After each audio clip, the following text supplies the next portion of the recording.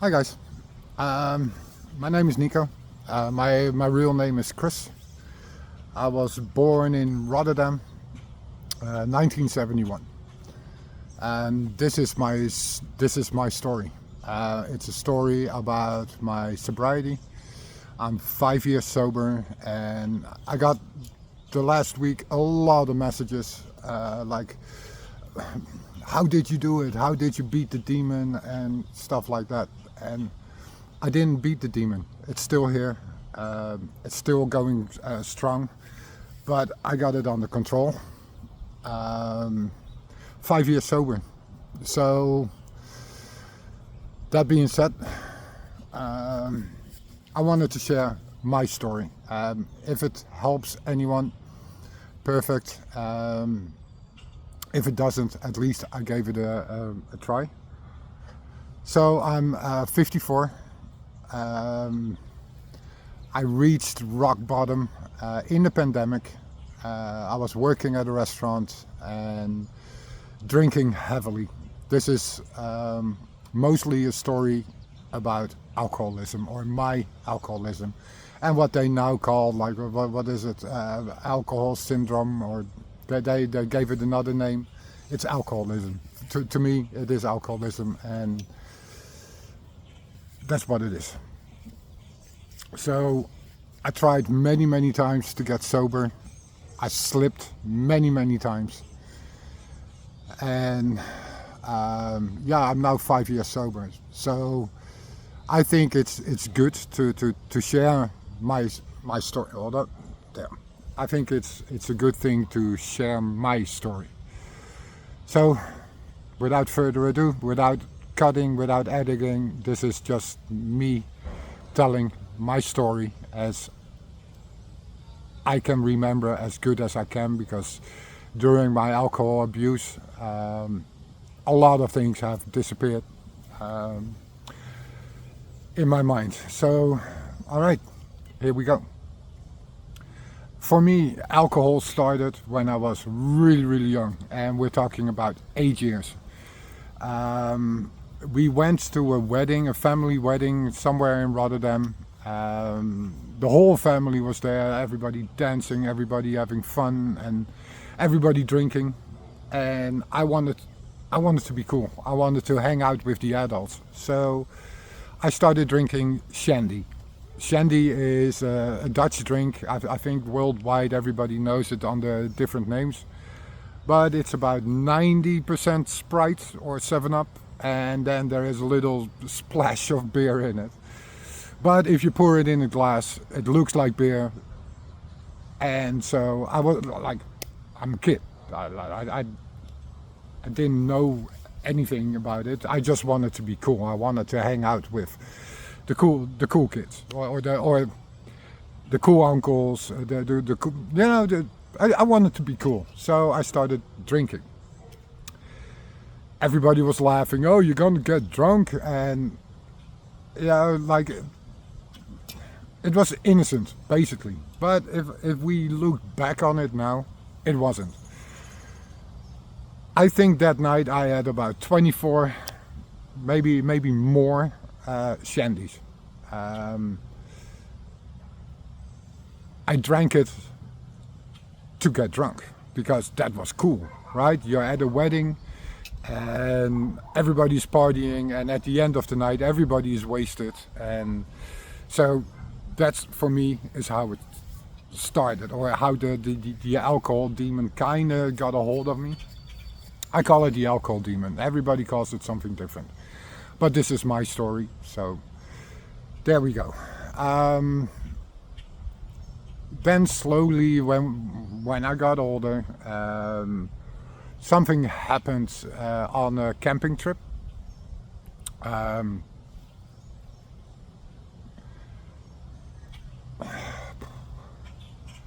I got sexually abused on a camping trip by a family friend or an uncle or whatever, and that has gotten me to try to escape my feelings. And we're talking like 12, 13 years old when it really started. Um, I always wanted to be the one that could drink the most, outdrink everybody. I wanted to be the one that could drink everybody under the table. This is not a story about how much I drank or whatever, because I have drank enough for about 4 lifetimes. But we will get there. So we moved from Rotterdam to a small town, then a small town. Now it is, I think, almost a city called Nieuwekerk aan de IJssel.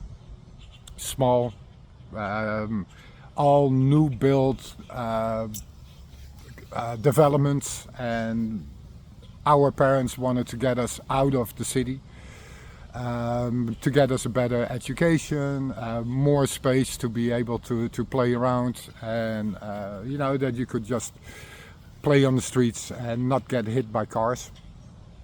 So we moved to Nieuwekerk. The first 2 years there, so I was still in elementary school, fourth year elementary school when we got there, and I had a hard time. I had a really hard time making friends, and that's where it began. Like, I need to prove myself. I need to show off to the world how good I am, or not, or whatever. So I didn't make it that year. So I needed to redo that year because the education in Rotterdam was behind on what was being taught in let's say the richer part of Holland. So I didn't make it that year. It broke my heart, and slowly I started to get friends. Mostly the friends in the neighborhood. Mostly the friends in the neighborhood, and that grew and grew and grew. So about when we were like, I think about 12 or 13, there was the Friday night disco. So all of us would get dressed, take a shower, get dress up nicely, and we go to the disco. It wasn't the club or whatever, it was the disco. It was the Friday night disco. And beer was served there. But before we went there, we stopped at the liquor store in the mall. And at that moment, they didn't care. They just didn't care. There wasn't like, oh, you need to be 18 and show me your ID and stuff like that. It didn't exist. So we started buying sangria. The cheapest shit you could get your hands on. I think it was like 2 guilders a bottle. That's about like what? $1.50 for a bottle of sangria. And it was just garbage. But we got a bus. We had an alcohol bus before we went to the disco. And then in the disco we could get a beer. There was no hard liquor, so the heaviest was beer. And we have a fantastic time, dancing, hanging out with the girls, chasing girls and drinking beer. So again, very, very young age. And at that moment, I don't know why, but I wanted to be the one that could drink the most. I wanted to be the one that could outdrink anybody, bring them on and I will outdrink them. And so my alcohol journey started. I grew up in a good household. I did live in fear for my dad. My dad was a very, very strict, and his rule is law, simple. And if you do not obey by that, there will be consequences. My father worked 70, 80, 90 hours a week to provide for us. They're both not here anymore. Mom and dad have passed away, and may they rest in peace. But the thing for me was I could escape it wasn't mental hell or whatever. That's That's not how I mean it, but I could escape it by leaving the house and drink with my friends. We would, like I said, we would go to the disco, and then it became Sunday afternoon. We will play billiards at the local cafe, and we will have beers then. And slowly it became more and more and more. Then at the age of about 13, 14, I started working in the restaurant.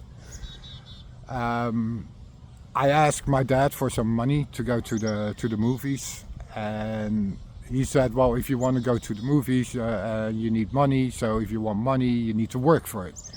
That was the uh, that was the way that I've been brought up. You want something, you work for it. So he dropped me off at a restaurant, went inside, talked to the owner. I got a job as an ice cream scooper in the restaurant at a very, very young age. I had already made up my mind that I will become a professional chef. That was a goal of mine. I always stood in the kitchen with mom, cooking with her and looking at what she was doing, and I was very, very interested in cooking. So again, very young age. I think I was 13, 13 starting 14, like at the end of 13, that I started scooping ice cream at this restaurant called Seven Lake in Zevenhuizen. And at the end of the night, after a shift, we will have a few beers.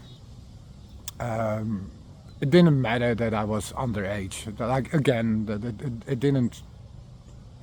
We're talking 80s here, like mid 80s, 85, 84, 85, 86, 87, something like that.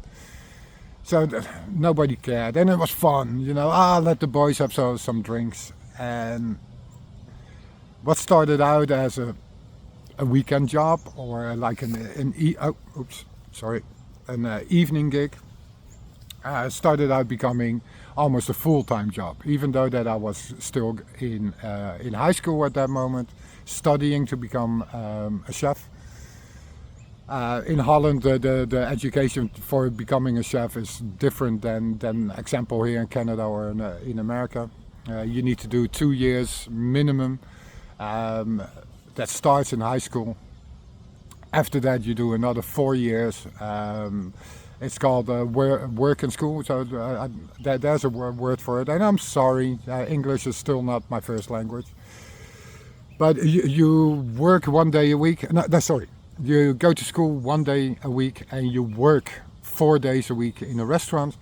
And you get taught by a chef, and you need to follow rules that are in the book. You need to get signed off a task that you need to do, and then the chef that we had took me under his wing, and he told me that I had that I was a natural at cooking. I've always been. I never had to think about recipes. If I see how it is made once, then I can duplicate it. It just came natural to me. And I started working more and more and more and more. Every night. Let's have a few drinks here, let's have a few drinks there. Slowly it crept. Slowly it came into me that this is the accepted norm. You work, after work, we drink. That's it. Then it also, if chefs are watching, or people are watching this at all, but okay, it became, we have the lunch rush coming up. So everybody takes a shot of rum, tequila, whatever, and that is to get our blood pumping. Yeah, let's go. Evening rush comes. Let's do it again. I, I remember like with other chefs, we would do half liters of beer before the evening rush even starts, and we would do 3 or 4 of them. It became top sport. Who can drink it faster? Who can? It alcohol became normal, and that was a way of pumping yourself up. We would do 400 to 600 covers that night, and throughout my career, I've been in the professional cooking industry for over 40 years. I've been a head chef since I was 17. But it became normal. Drinking was... You had a shitty night. It was a shit night in the restaurant. Let's have a few drinks. We had a fantastic night. Let's have a few drinks. It was an average night. Let's have a few drinks. It always ended with a few drinks. That became normal, and my system started to rely on it. I needed it. I need alcohol to be able to perform. I'm going back and forth, so my apologies.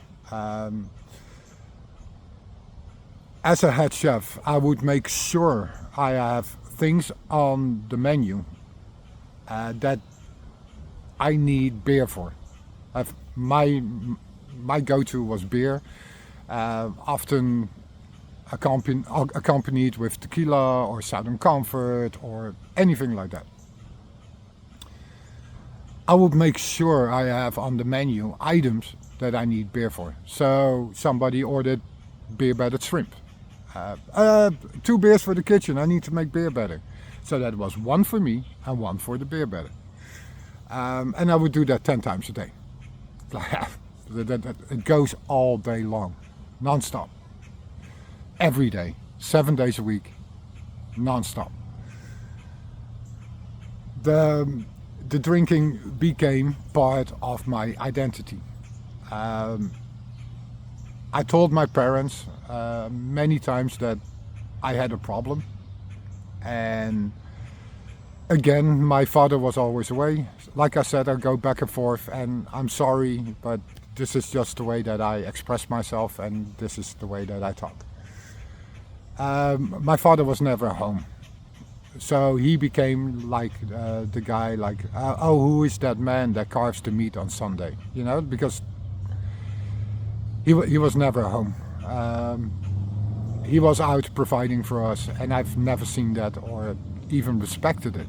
And I feel really like shit for it. So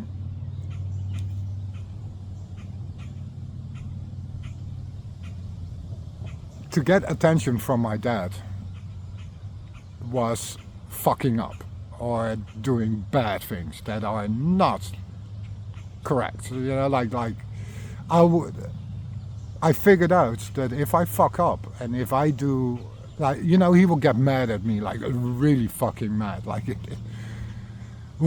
I still have nightmares from certain things that have happened between him and I. But I noticed that at least I would get attention. At least I get attention.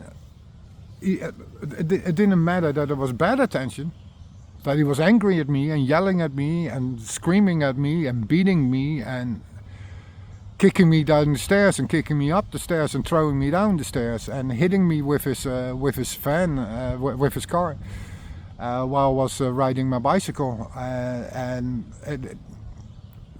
Like I said, nightmares I have from this. And again, I always lived in fear. But somehow, in some fucked up way, I got attention from him.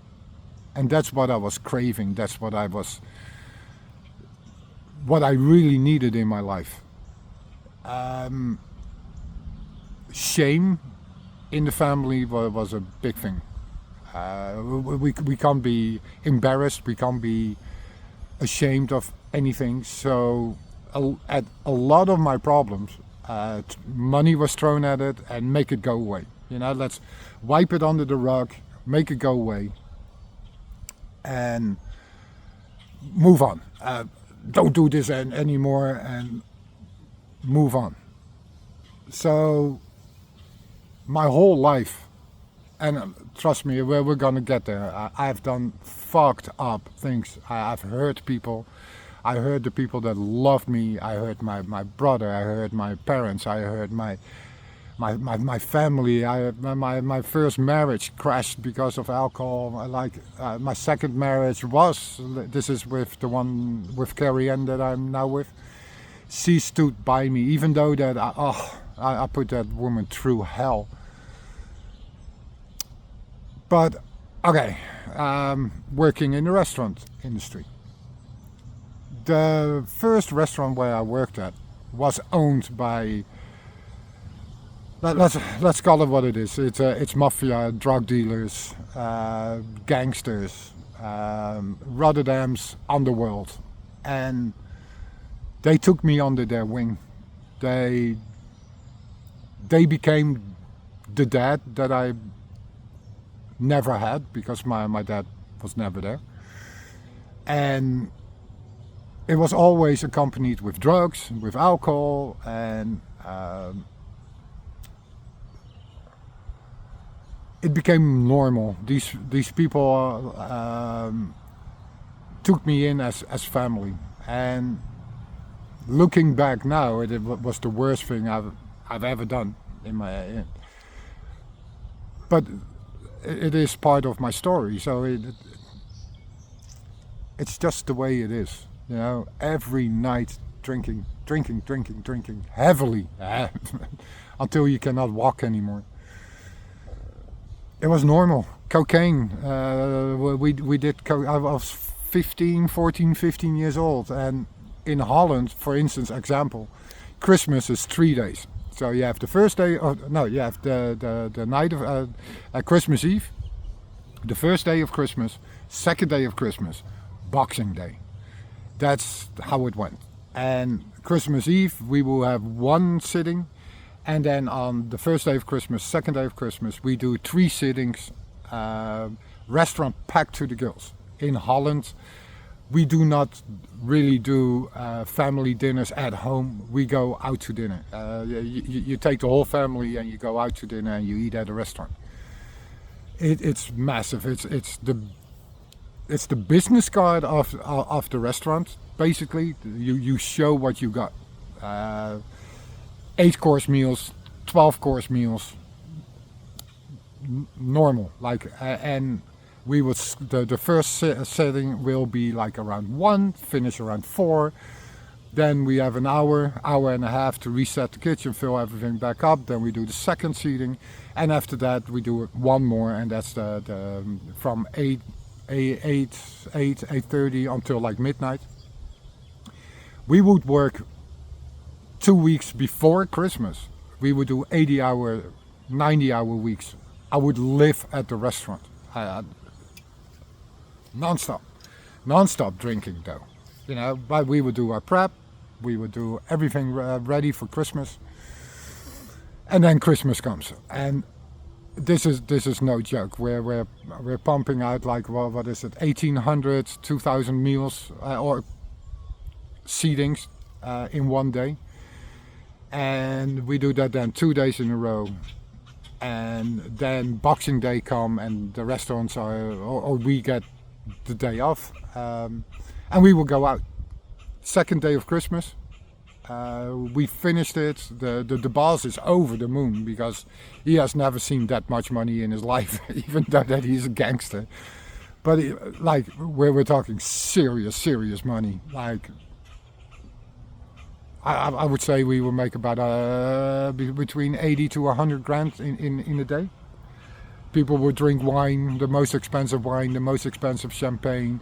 The 12-course meal is like what, 200 a pop. It's just insane. Second day of Christmas, where we finished, and the boss comes like, okay, First of all, you get paid double on Christmas.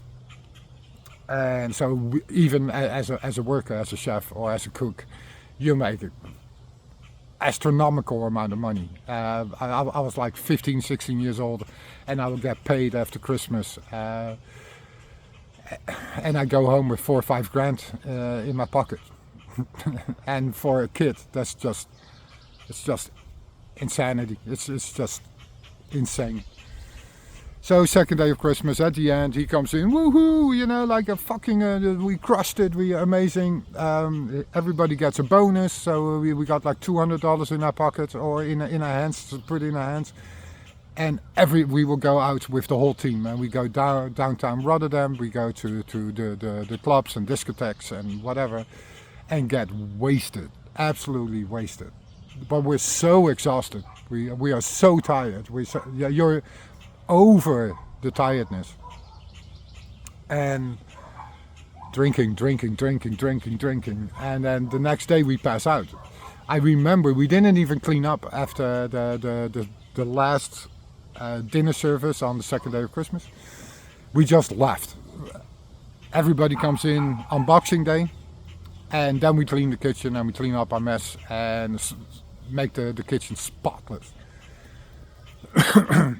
Finishing the day, hanging at the bar, getting wasted, always drinking. So, going even back, like something just hit me. We had at home, upstairs, my dad had a collection of Glenfiddich whiskey. And I think I was 13, and I stole a bottle of that. They came... If you do not know, Glenfiddich is a whiskey from Scotland, and every bottle has a different clan on it. So, all dressed in the traditional, the images on the bottle and on the bottle. They came in a metal bottle box with this Scotsman on it, or this clan man. I stole a bottle and we drank it with my friends somewhere out, and we drank. We with 4 of us or so. We killed the bottle of Glenfiddich, and this is serious hard liquor.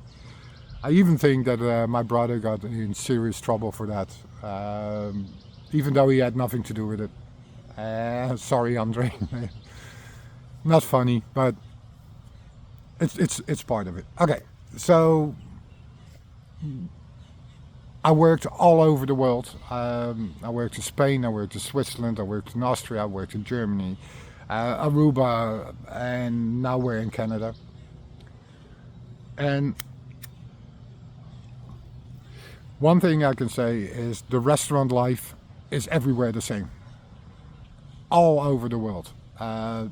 Drinking, alcohol, drinking and alcohol is just part of your lifestyle. It's what we do. You work hard. This is serious hard work. But you get rewarded, you get paid well, and unlimited bar. The bar is open. You can do whatever. Doesn't matter. So working in all these restaurants, and let's go back to Rotterdam. After Seven Lake, I became head chef at another restaurant. I was 17 years old. I didn't know what I was doing, and I fell flat on my face. I didn't have the know-how. I didn't have the mental capacity at that moment to be the head chef, to run a kitchen efficiently and run it smoothly. So I fell flat on my face. After that, I went to work in Rotterdam called The Gallery. And The Gallery was a very popular spot. I would start at like 9 in the morning and finish around like midnight or 2 o'clock in the morning. And we do that sometimes 22 days in a row. Going non-stop. And this restaurant was packed every day. And we're talking late 80s. and the restaurant business was booming. They were making money so much, so intense that they just didn't give a flying fuck about it if you were drinking, yes or no. So alcohol became my best friend. I'm a alone drinker. If I'm not in the restaurant, I will be at home, drinking by myself, spending a ridiculously amount of money on alcohol. I will go out every day. Um, take for instance, let's go here in Canada. This is kind of the end of the story. I will be on my days off.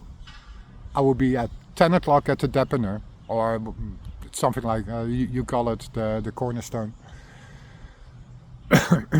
Buy 6 or 8 beers, go home, drink those, bring the cans back because you get your refund on it. Buy more, and that continue all day, every day, non-stop.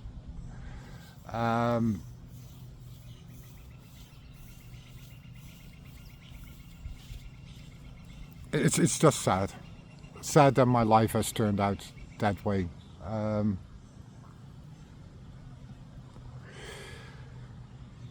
I lied a lot to feed my addiction. As long as the end result was me getting beer, I would do anything, absolutely anything. Like I said, I heard so many people.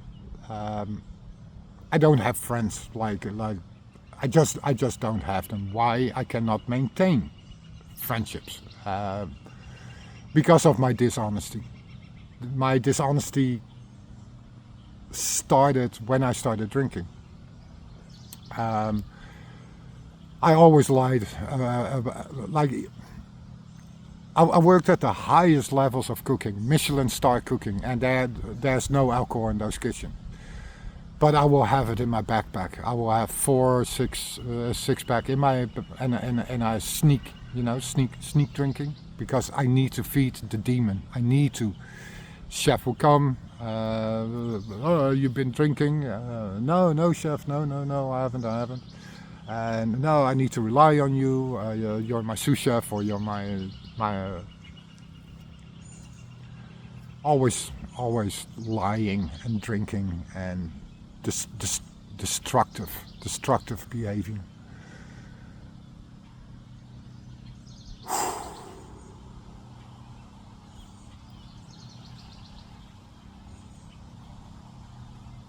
It's hard to tell my story, honestly. This is no holds barred. That I'm not holding back anything.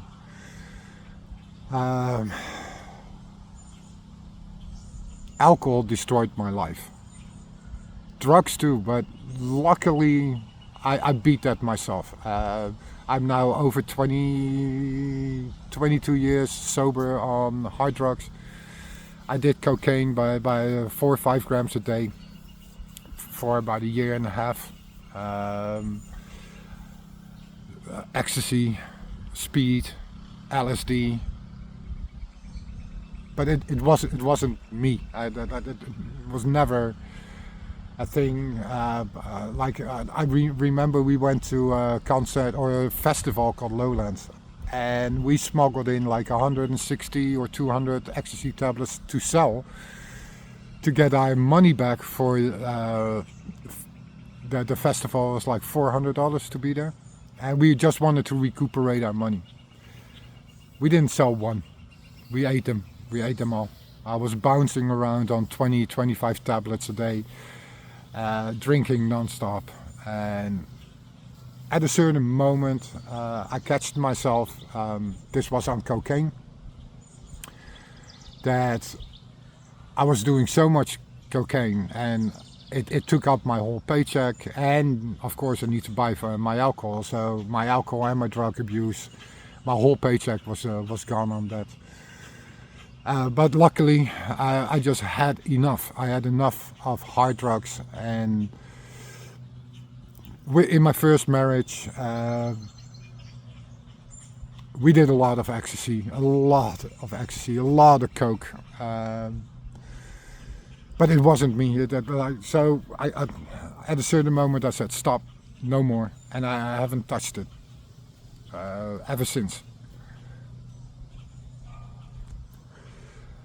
Smoking weed, I don't think it's really drugs, but okay. I've been smoking weed off and on, but drinking was a constant. It was a non-stop. Like even that I'm still alive, it's sometimes it blows my mind. The abuse that I've done to my body, and I suffer the consequences for it now. My mind is not clear. My shaking, I still have, my hands are shaking. And I don't think it will ever go away.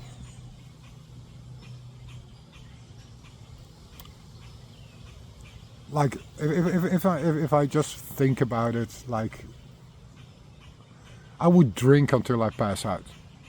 But I wasn't a pass outer. I didn't pass out. So I will keep drinking and drinking and drinking. Here at the restaurant where I worked was the 207. Amazing team. One of the best teams I've ever worked with. But we will finish every night with drinking. It was a given. Like every night we would sit down with the whole kitchen team, have a few drinks. The few drinks would become a few more drinks, and then the few more drinks would become like absolutely let's go.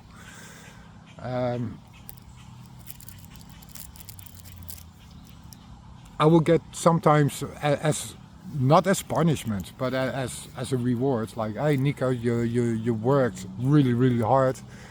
You know what? Tonight you're gonna get the night off. So I'll be done. I would start like 11 in the morning or so. Normally we work until like midnight, 2 o'clock and 3 o'clock in the morning was normal. So I get an early night, and I just talked to Carrie Ann about this, my wife. This was insane. So what would happen is I change out of my uniform and go sit at the bar. Let me have 2 beers. Just let me have 2 beers, and then I'll go home. You know, spend an evening with the wife, and it's all gonna be okay. Then the familiars walk in. You know, the guests that come every day. Also, all alcoholics. They're all alcoholics. And I give Nico a beer of us. Give Nico a beer of us. Give Nico another one. And before I know it, it's like midnight, and the kitchen team is finished. Maybe the dishwasher and the lower ranked cooks are still like mopping the floors or whatever. But the chefs and everybody will sit at the table and we start drinking. Even my head chef there. I said like, Nico, what the fuck are you doing here? I gave you the night off, and what are you doing? And I was blasted, like completely gone already. But then the drinking started. At the 207, Carrie Ann, my wife, would drive me to work, and almost every day I was saying, can you stop at the store? I need to get cigarettes. I wouldn't buy cigarettes. I bought cigarettes by the carton, so I didn't need cigarettes. But I would buy a 6-pack or a 12-pack or even 18 or 24. Stuff them in my backpack, put them in the car. Carrie Ann would drop me off at work. I would take two beers. Before my shift, there was a big golf course next to the restaurant.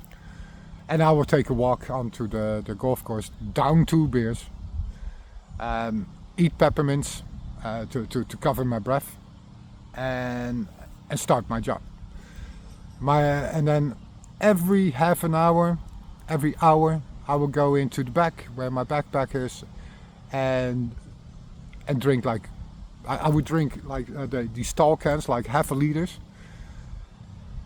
and I down them in like 15 seconds. I became like a functioning alcoholic, but I needed it. Just to function, just to do everyday tasks, I needed alcohol. And every day, 7 days a week,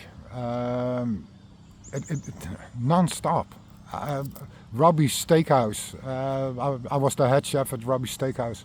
You get an hour break. I would go to the gas station, buy a few beers, go behind the building and go drink, and then go back into the kitchen. And then before the night rush starts, okay, everybody do a few shots. Let's do a few shots of tequila. Let's do a few shots of sambuca. Let's do a few shots of whatever.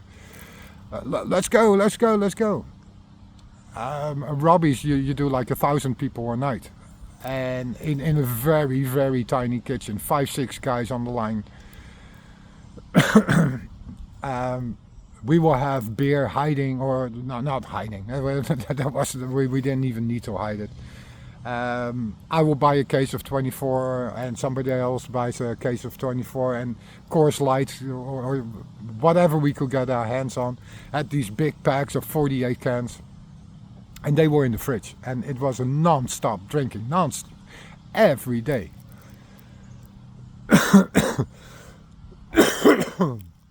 So then the pandemic came, and we were still working. The restaurant were closed in the beginning. It was everybody needs to keep its distance. Then the distancing became okay. Everything is closed except for essential services. We all know the pandemic stories, and I would work every day, like or the lunch shift or the evening shift. Our shifts consisted of the restaurant being empty, but we will make meals for the essential workers. So the fire brigade, the ambulance, the police, you name them. Everybody that was in the community working, making sure that everybody gets food and everybody. I don't even know that people. I don't think people paid for those meals. I can't even recall. Honestly, I can't recall. But I was by myself in the restaurant, fully stocked beer fridges of the fridges were full. I had the drafts, and I could even my chefs. I'm like, if you have a beer or two, who cares? My beer or two were like 14 beers or two. Yeah, 20 beers, and like I would do my tasks, and I've always been known as a workhorse. Like I can do by myself what it takes 2 to 3 people staff. You can ask anybody. It's not. I'm not here pounding my chest. Oh, look how good I was or whatever. But it was a given. Nico is working. Don't worry, it will all get done. So I will go in. This is pandemic. I will go into the restaurant, bang out what I need to do, and it takes me like 2 hours. But I need to be there for like my shift was like an 8-hour shift. The rest, I will clean the kitchen, make sure the kitchen is spotless, make sure that the prep is done for the next day. So I make like 400 meals in containers for everybody that's still working. Then I make the prep for the next day, clean the kitchen, and then I have about like 6 hours, 4 hours of doing absolutely nothing, just waiting until my shifts end. And I will go non-stop because I'm alone. I'm alone in the restaurant. Again, fully stocked. Everything is fully stocked. And drink. So one day I get a call. You're fired. They said that I set the restaurant on fire, and it turns out later, and we have multiple sources, that it was a lie. because they couldn't tell me to my face that I was fired because of my drinking.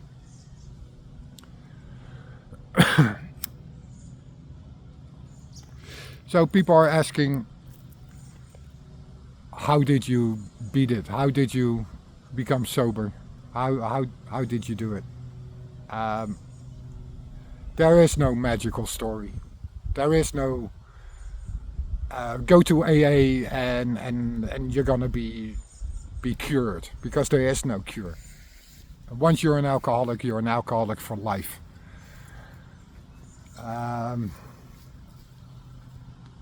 And I need to go back to something very, very, very important to me. I was in a relationship with a woman, and I lied to her about a house that we were supposed to get. That I got a job. I didn't get a job, and I really, really hurt that woman's feelings and crushed her. How do you say that? Self-esteem. I just hurt her really, really deeply with my lies, and I lied because I needed to feed the demon. I needed to get my hands on alcohol. I needed to get. But in that process, she got pregnant, and my son was born. And this is kind of what I need to tell at the end, but I need to say this because it's really fucking important to me.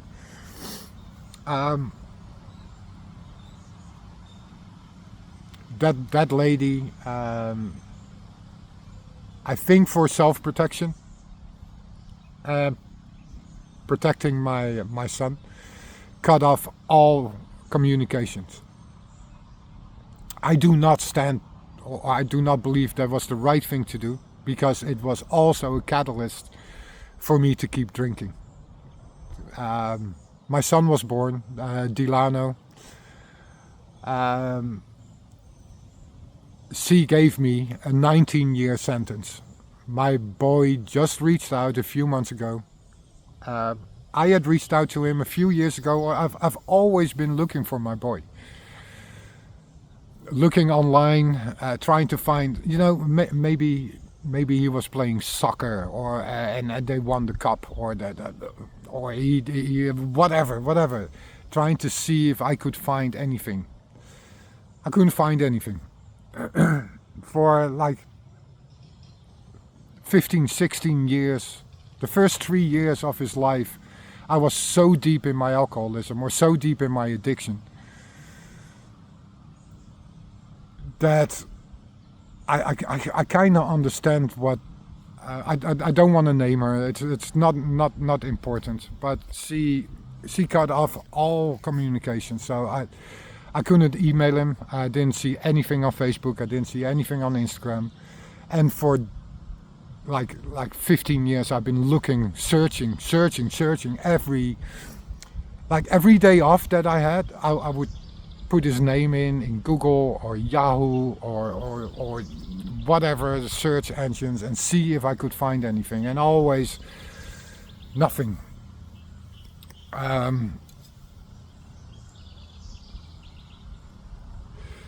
About 3 years ago, I found someone with kind of his name.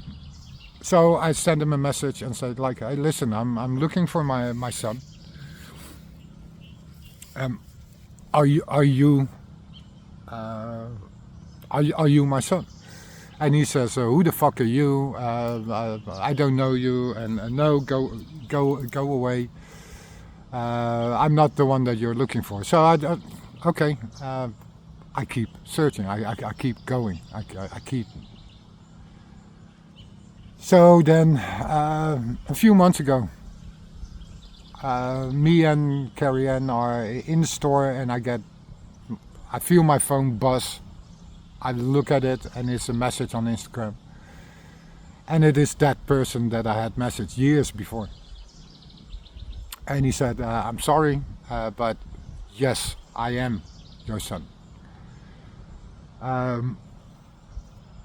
this is my gift in sobriety. I think.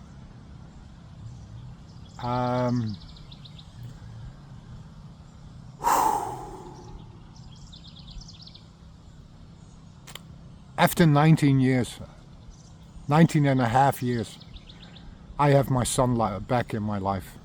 I do not agree with his mother to keep his father out of his life. Even though I was an alcoholic, even though I was an addict, and I still am an addict, I will always be an addict for the rest of my life. But I don't think you should cut off a father out of his son's life. I don't know if he's angry with me.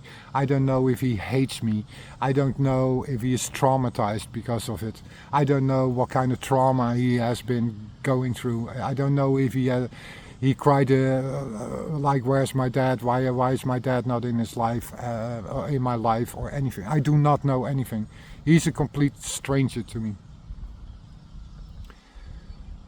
So my alcohol took my son away from me, and that is one of my biggest regrets in life.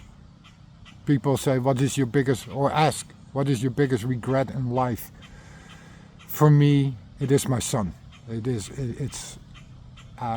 I get my family back. I have family coming over. 29 years they haven't been in my life, and now they're back. That's my gift for sobriety too. I've hurt a lot of people, but I've heard that the one that hurts me the most is my son. So where we now slowly started messaging each other, and this is the ramification of alcoholism.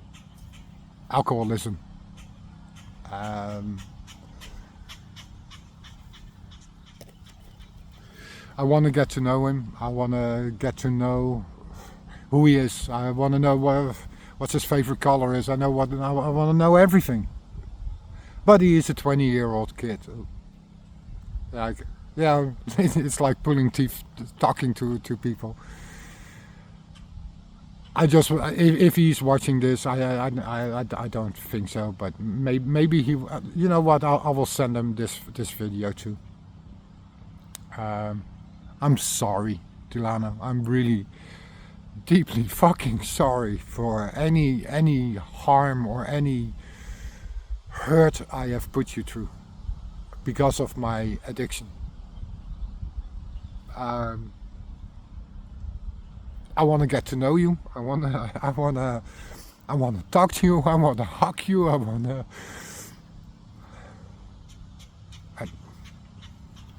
But again, I don't know what kind of trauma I have caused in that young person's life. My own flesh and blood. I do not hate his mother. I have no hatred. I do not agree with what she's done. A 19 and a half year sentence for lying and not being honest and alcoholism. This is how I see it. You get less for murder. Again, this is not. I don't have hate towards her at all.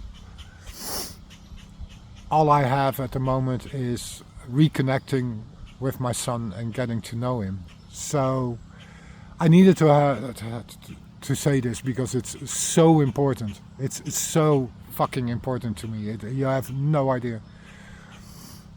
The only good thing in my life at the moment is my son, my wife, my dogs, and reconnecting with some of the family that's still out there.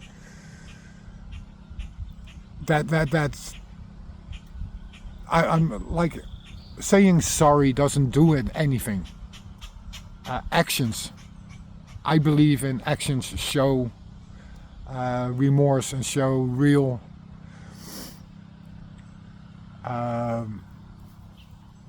a real apology to me is showing. So I will not ever drink again. So let's go back to the pandemic. The pandemic saved my ass. The pandemic saved saved me and put me on the right track to beat the alcohol demon. And again, I will never beat it. It will always be part of me.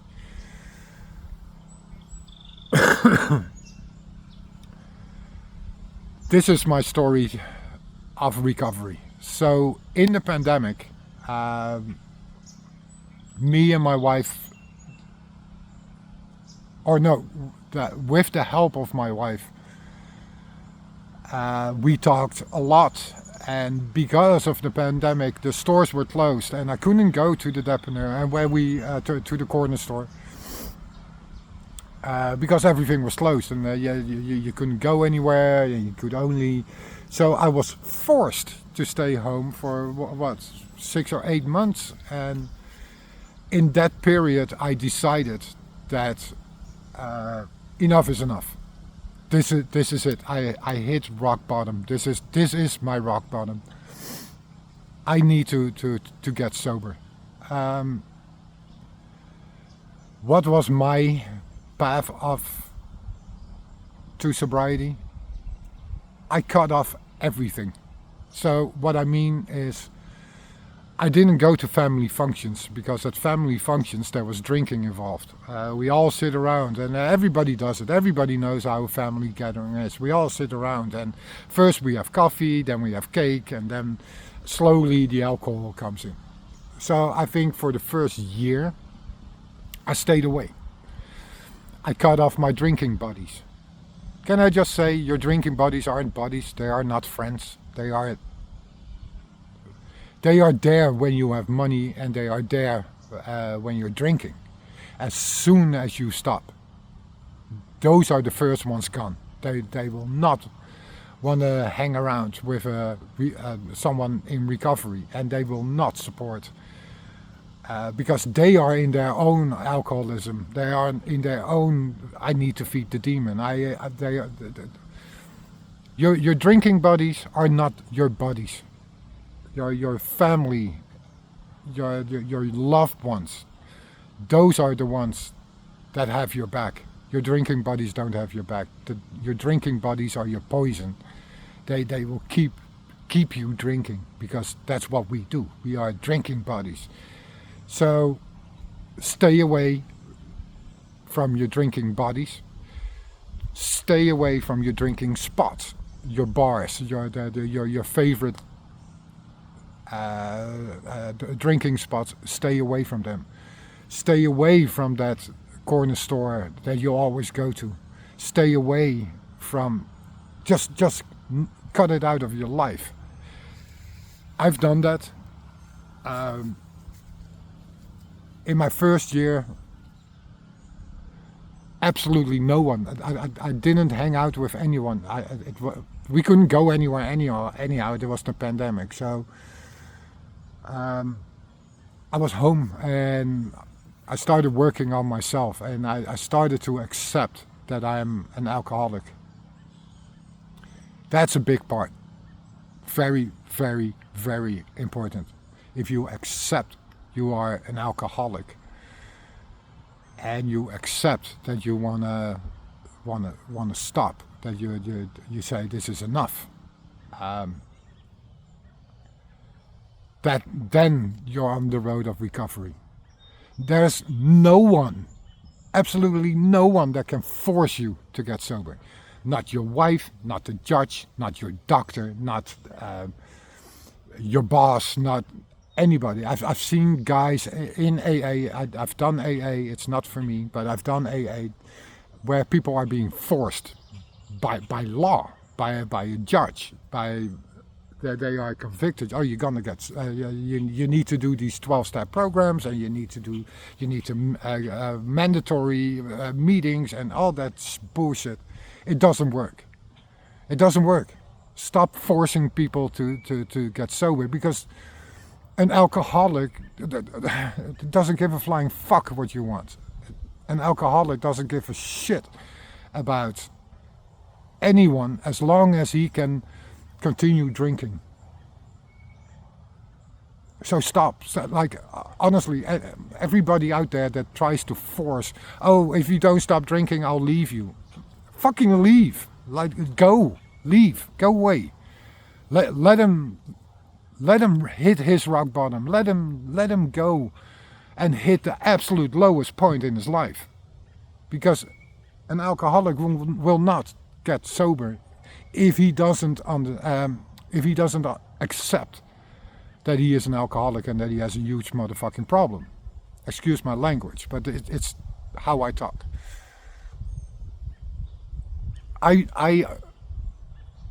tried many times to get sober.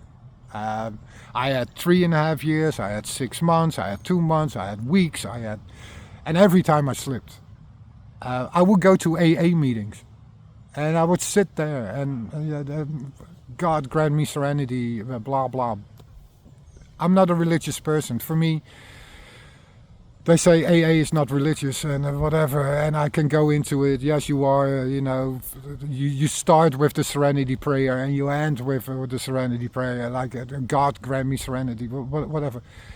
If you're not a religious guy like me, then it doesn't do anything. So I went on my path of no. I hit rock bottom. I knew I hit rock bottom. I lost a job that I loved. I loved the 207. I loved working there. Again, best team I ever fucking worked with. Ever in my life. And when I lost that job, something cracked. Something really cracked in me. I said enough. It's enough. And me and the wife, we talked for hours, for days, crying, and me talking about everything that has happened in my life, and mostly due to my own fuck-ups, mostly due to my own destruction path. And I accepted that I am an alcoholic. I've told, or I asked many times, or said many times throughout my drinking career, that's what it is. It's a drinking career that you're having. I just wish that there was a good alcoholic version of beer for me, because beer was my nemesis. It was my go-to.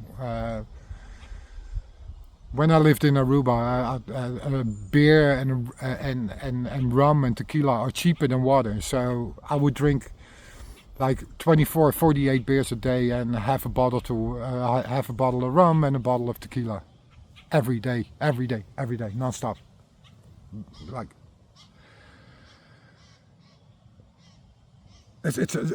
but okay, I accepted that I'm an alcoholic. So for me, I cut out all family functions. I cut off all my drinking buddies. I did not even drive by my certain drinking spots where I would hang out and go drink. You need to make drastic changes if you want to beat, if you want to live a sober life. I live a sober life. I accepted that the sober life is my path moving forward.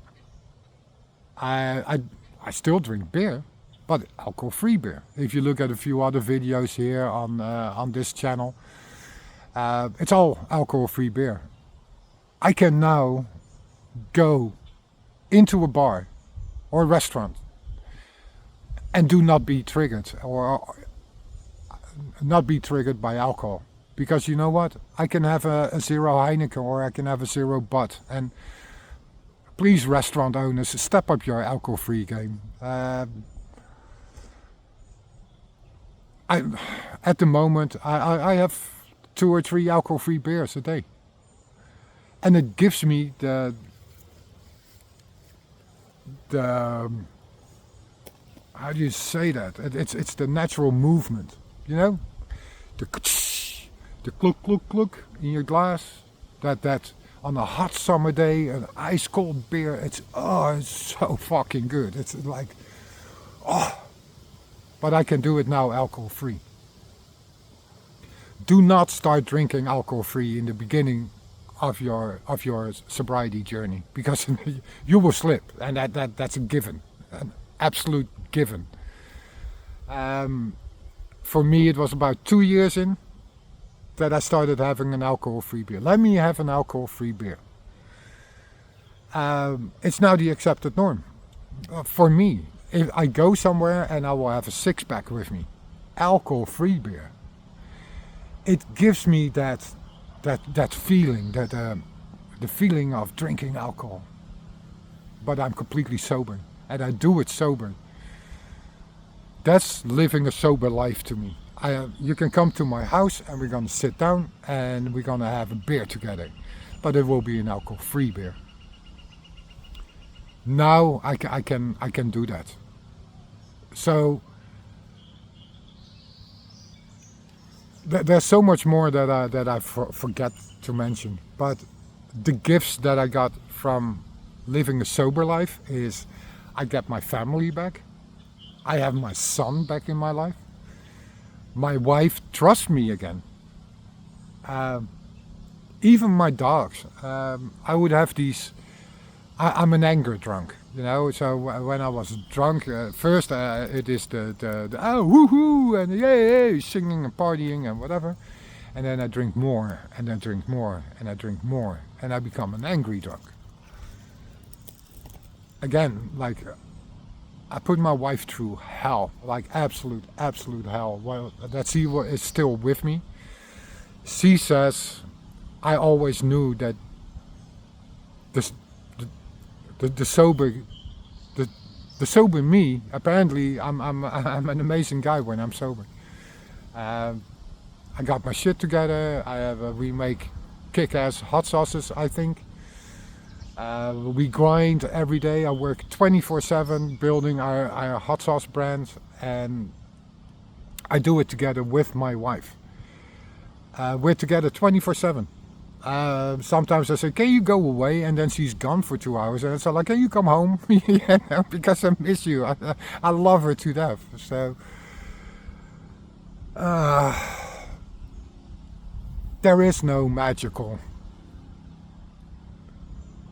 journey that you can do to beat the alcohol or to beat alcoholism. If I look at certain clinics and rehab programs, like it's ridiculous. $50,000, $100,000 a year to have you go to rehab. The free rehabs are people mostly are put there. 90%, I would say even 99% of people that are forced into getting your accept the things you cannot change or whatever. They are forced into sobriety, and it doesn't work. The free rehabs, in my opinion, they don't work. The ones that are charging $50,000 to $100,000 to $250,000 a year, they are just robbing you of your money. The only way you can beat the demon, and again I will say this over and over, you cannot beat it, but you can silence him. You can silence him or her. It doesn't matter if you're a him or a her or a he or she, we all struggle the same way. You need to find your own path out of the darkness. If you're an alcoholic or even a drug addict, you live in a very, very dark world. It's your own task. It is your path to find the light at the end of the tunnel. And I don't mean dying, but go towards the light. Accept that you're an alcoholic. Talk about it. Be open. Be honest. Be real with yourself. Be real with your partners. With your partner. Sorry. Like a small thing. Even my dogs. I will come home and they will be terrified. They will be shivering in the corner because their boss is fucking wasted and they did not know what was coming. Right now, My dog will not leave my side. Like he is glued to me. Why? Because he trusts me again. He knows that I don't have these anger fits. I do not have this aggression. Um, I've never hit my wife. I've never shown like violence. I've never been violent. Yeah, I punched holes in the walls. I screamed at her, and it hurts.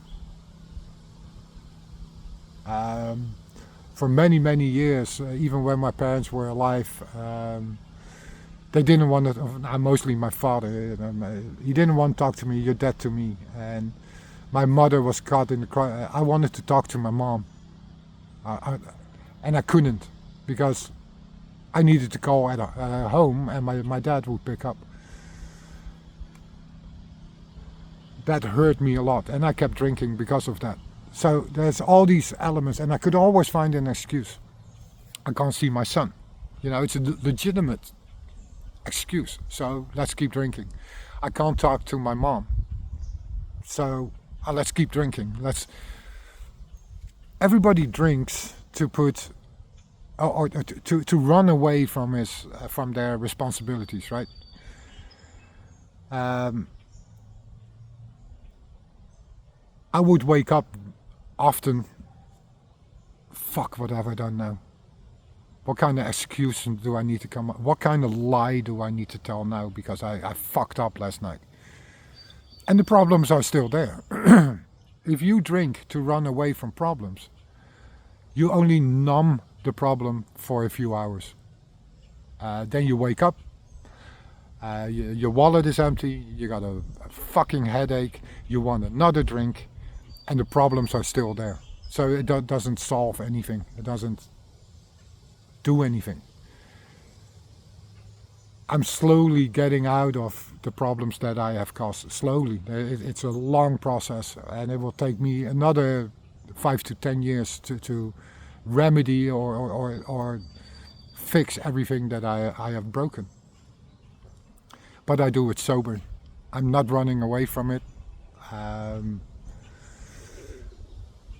If my son says I hate you for what you have put me through, I will accept it, and I will not run away from it, and I will try to talk to him about why and how did it come. Why did I go down this really long path? Like we're talking 35, 38 years of drinking non-stop. Alcohol abuse.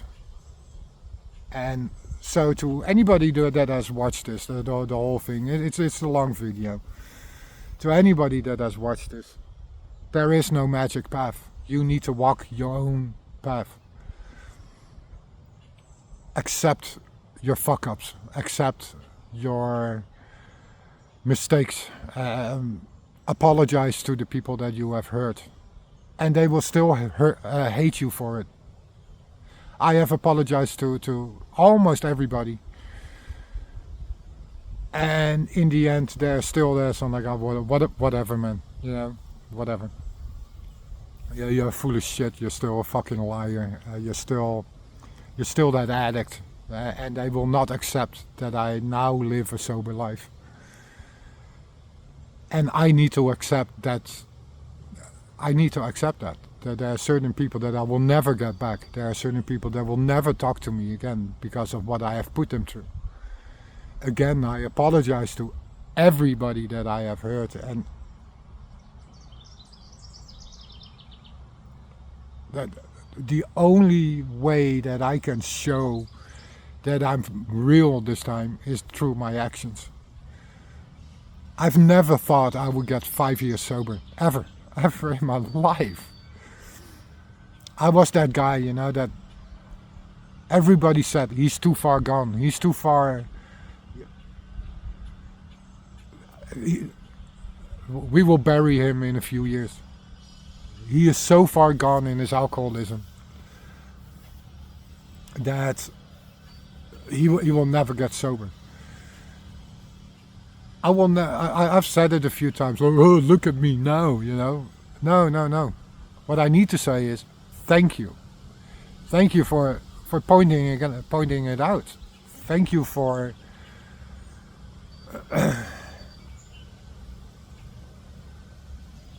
saying that I'm the worst of the fucking worst.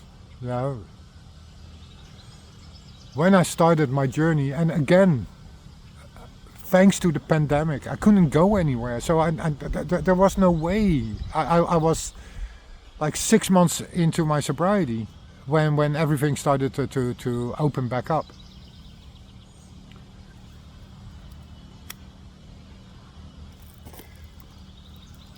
And at that moment I had accepted that this was my path forward. This is how it needed to be. We went to, like after about a year, we started going to family functions again. But the difference was, we would go early in the day, have coffee, have cake, sing happy birthday, all that, or whatever the occasion was, Christmas, you name it. It doesn't matter. We would stay until the alcohol would come on the table. And me and the wife knew, or luckily Carrie Ann accepted it. I cannot be around people that drink. Or at least in the first, I say 2-3 years. So when we would do a family function, like let's just take a birthday, and as soon as the alcohol would come on the table, we'd leave. Because I cannot be around people that drink. Hey man, you're the best. Have another one, have another one, have another one. Like, no, I cannot be around that toxic environment for me.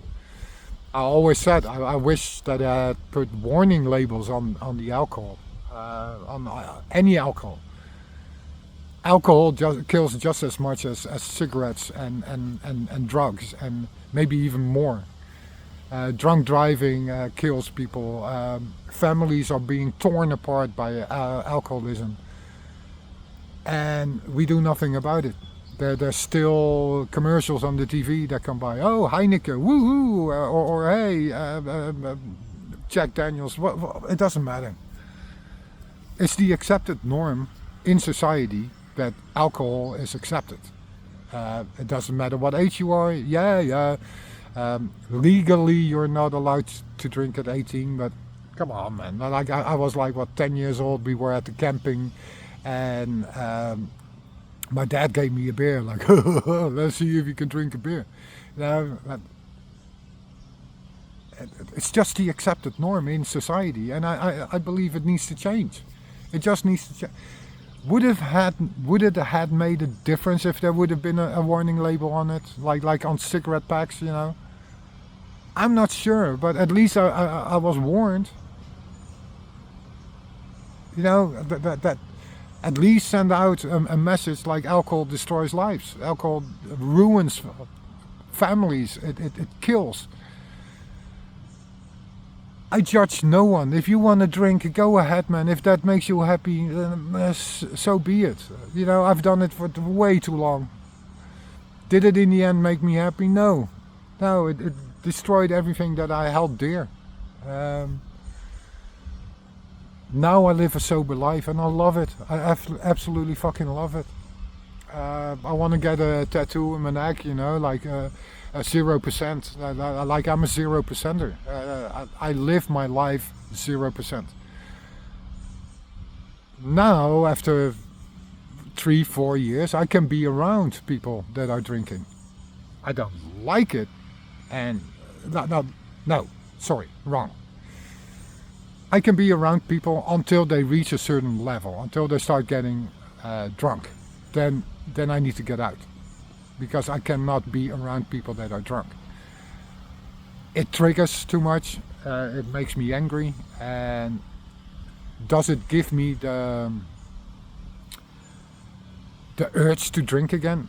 Not really, but it puts the finger on the facts. You know, that's what I was, and that's not who I want to be anymore. I want to be the sober me. I love the sober me. I love getting my family back in my life. I love getting this. That's the gift of sobriety. I got my son back. I got my family slowly back. I have some very, very hard conversations that I need to have with certain family members, with certain people around me. And that's my story. There are a few things that I didn't go into because I don't think it's part of this story.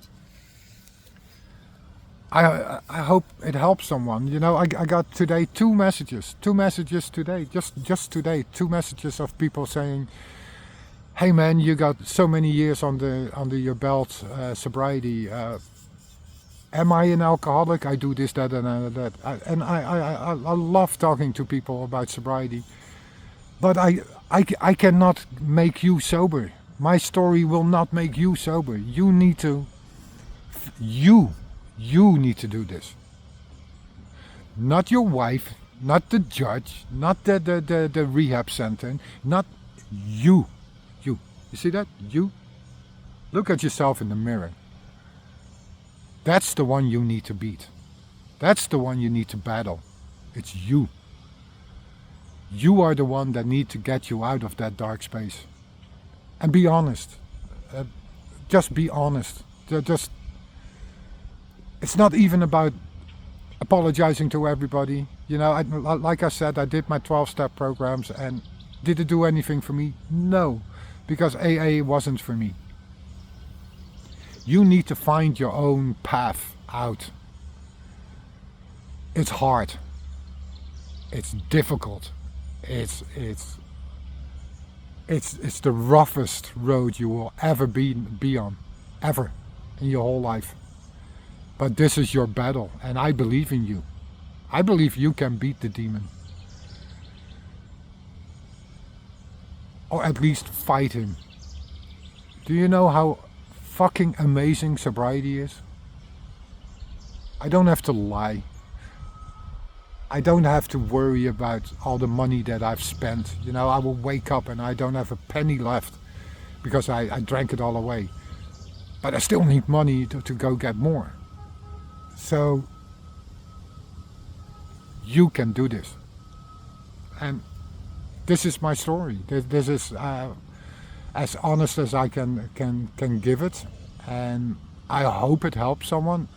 If anybody watched this whole video, good for you. Again, look in the mirror. That's the demon you need to fight. It's you. You need to beat you. And I believe in you. I believe you can do it. And the rewards. I don't wake, no, what's the word? I don't regain consciousness. You know, I don't pass out. I sleep. I go to sleep. I don't pass out. Like so much alcohol that you just pass out. And a lot of people do that. Every day, every night they do this. I now go to sleep at night and I wake up in the morning, not regain consciousness. Just that is already amazing.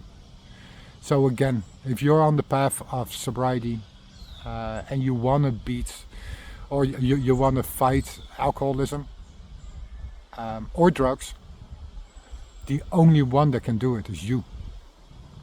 And again, I believe in you and you can do this. It won't be easy, but you can do this. Thank you for watching. I hope it helps anyone. And that's it. Thank you. All right. Have a good day.